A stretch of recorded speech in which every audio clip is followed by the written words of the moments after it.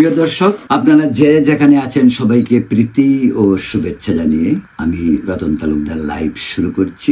আজকে একটু সরাসরি কথা শুরু করি। অর্থ, টাকা পয়সা মানুষকে যেমন ঐশ্বর্য প্রাচুর্যের স্বর্ণ শিখরে নিয়ে যায়, এই টাকা পয়সার বদনামও মানুষকে আস্থা করে নিক্ষেপ করে। এই বাস্তবতা আমরা অনেকেই বুঝি না। অনেক ব্যবসায়ী, রাজনৈতিক নেতা তারা বুঝতে চায় না বলেই পরিণতি যে খুব ভালো হয় তা কিন্তু ঠিক নয়। পৃথিবীতে এমন অনেক দৃষ্টান্ত পাওয়া যাবে। আমাদের দেশের রাজনীতিবিদদের যখন বদনাম হয়, বদনামটা কিসের জন্য? প্রথম বদনামটা কি? ক্ষমতার অপব্যবহারের চেয়ে সবচেয়ে বড় যে কারণটা প্রথম উঠে আসে সেটা অর্থ সম্পদ নিয়ে।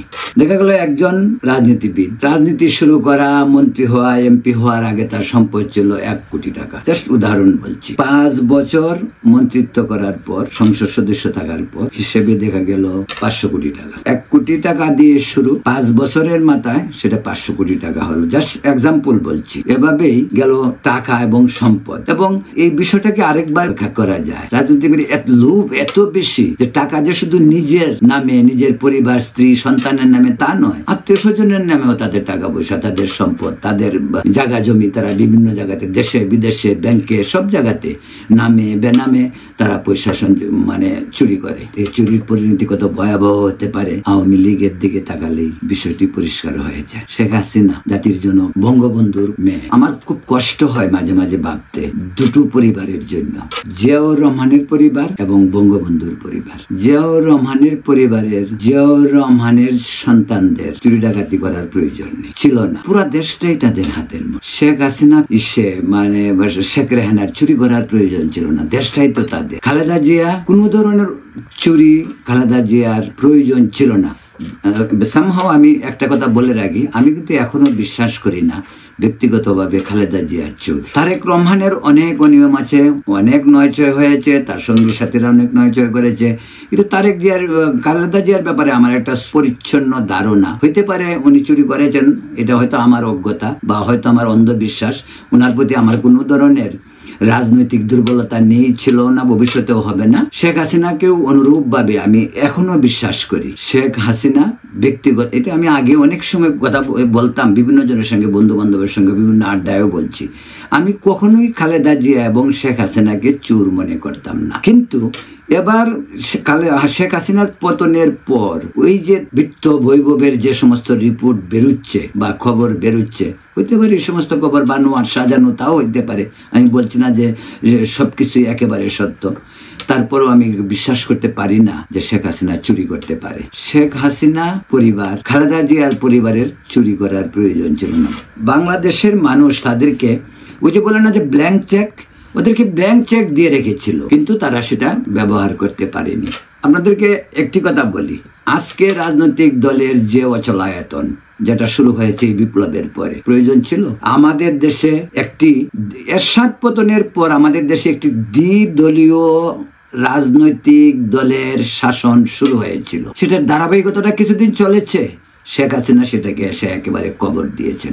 যেমনটা আপনাকে বলি, এরশাদ পতনের পর 90 এর বিপ্লবে পর 91 এর নির্বাচনে খালেদা জিয়া সরকার গঠন করলো।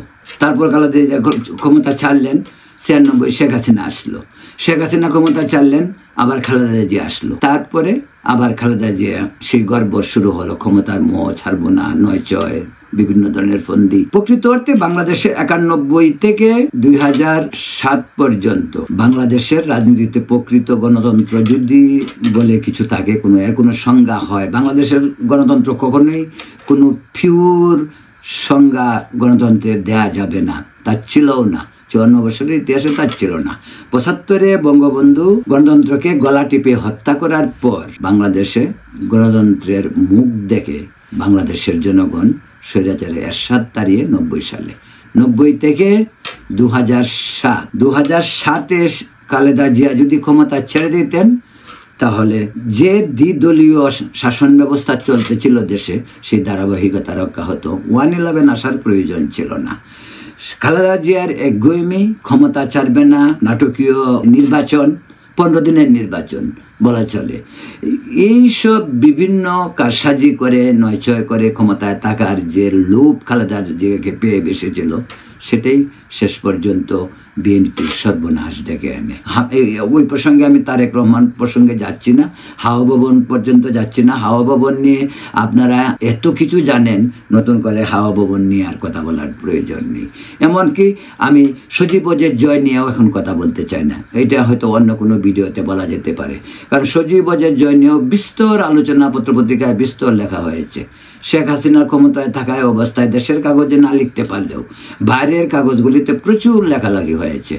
ওয়াশিংটনে বাড়ি, $1 মিলিয়ন, 10%, 20%, মানে 25%, সব কিছুতে ইনভলভমেন্ট, এই নিয়ে বহুত কথাবার্তা হয়েছে। তারেক রহমানের হাওয়া ভবন ঘিরে তার আশপাশে মামুন বা অন্যরা, এই সমস্ত অনেক আলোচনা হয়েছে। এগুলি পরের ইতিহাস, এগুলি ইতিহাসে লেখা হবে, মানুষ অলরেডি জানে। ওই প্রসঙ্গে যেতে চাই না। কথা প্রসঙ্গে কথা আসে, হয়তো কান টানলে যেমন মাথা আসে তেমনি কথা প্রসঙ্গে কথা আসে, তো প্রয়োজন ছিল না। বটম লাইন, এই দুটি রাজনৈতিক দলের দুই প্রধান নেত্রী তাদের চুরি ডাকাতি, এই জন্যই বলছি, যেহেতু দেশটি ছিল তাদের হাতের মুঠোয়, তাদের প্রয়োজন ছিল। আমি এক ধরনের বুকাই তাদেরকে বলবো। শেখ হাসিনা তো একেবারে বিশ্বাসই করতে পারেনি যে উনার ক্ষমতা চলে যায়। উনার ক্ষমতা চলে যাচ্ছে সকালবেলা, রাতেও উনি স্বপ্নে দেখছেন 41 পর্যন্ত ক্ষমতায় থাকবে। হাসিনা হাসির কুড়া, এটাকে হাসির কুড়াকে বলা।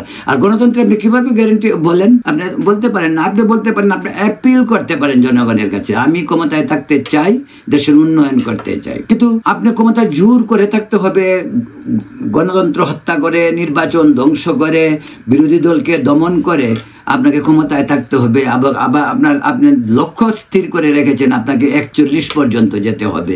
এগুলি হাসির বিষয়। আন্তর্জাতিক সম্প্রদায় তারা যদি বাংলাদেশের দুই নেত্রী, খালেদার প্রথম অংশ এবং শেখ হাসিনার পুরো 16 বছর, যদি কোনো বিদেশি কোনো সাংবাদিক বা বুদ্ধিজীবী বা কোনো রাজনৈতিক, আমাদের দেশের রাজনীতিবিদদের মতো এত করাপ্ট রাজনীতিবিদ কিন্তু পৃথিবীতে আর কোথাও নেই। প্রতিবেশী ভারতে অনেক দুর্নীতি হয়, ভারতের রাজনীতিবিদরা অনেক দুর্নীতিবাজ, কিন্তু তারপরে বাংলাদেশের কাছে ভারত শিশু। দুর্নীতিতে, রাজনৈতিক নেতৃত্বে দুর্নীতিতে বাংলাদেশের কাছে, আমি কথাটা রিপিট করছি এগেইন, বাংলাদেশের কাছে ভারত সুশীল, সরি, বাংলাদেশের কাছে ভারত শিশু। সেটাই আমরা দেখতে পারি যে সেটার সুফলটা কেন, সেটা পরে বলতে চাই, কিন্তু আগেই এক লাইনে বলে ফেলি। সেটা হলো যে ভারতের প্রাতিষ্ঠানিক গণতন্ত্রের যে প্রতিষ্ঠাতা গত 70-75 বছরের, সেই গণতন্ত্রের সুফল ভারতের স্থিতিশীল সরকার এবং ভারতের গণতন্ত্রের জয়। সেটার কারণটা একমাত্র সেইটাই যে গণতন্ত্রের কারণে রাজনৈতিকদেরকেও ভেবে চিনতে চলতে হয়। চুরি হয়, দুর্নীতি হয়, অনেক কিছুই হচ্ছে, দুর্নীতি হয়, জেলে যাচ্ছে।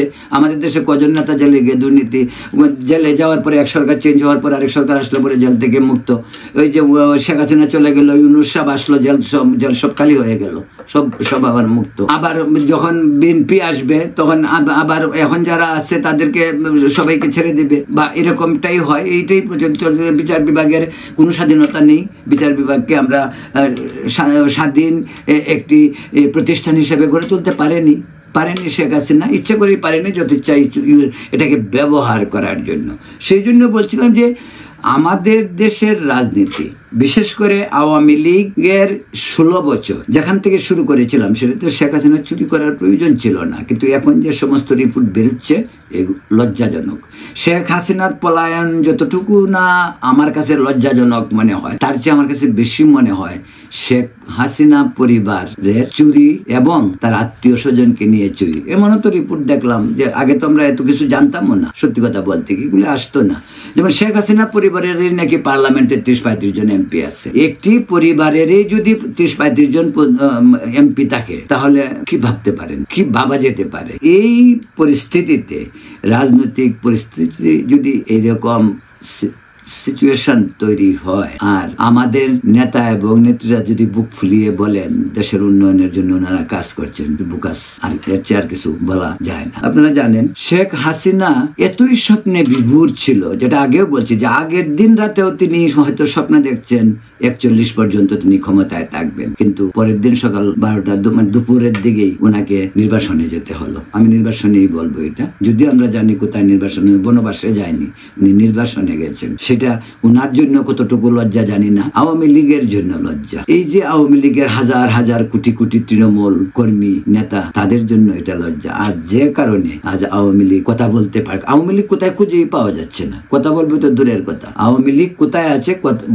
বলাই যাচ্ছে না, আওয়ামী লীগ বেরোচ্ছে না।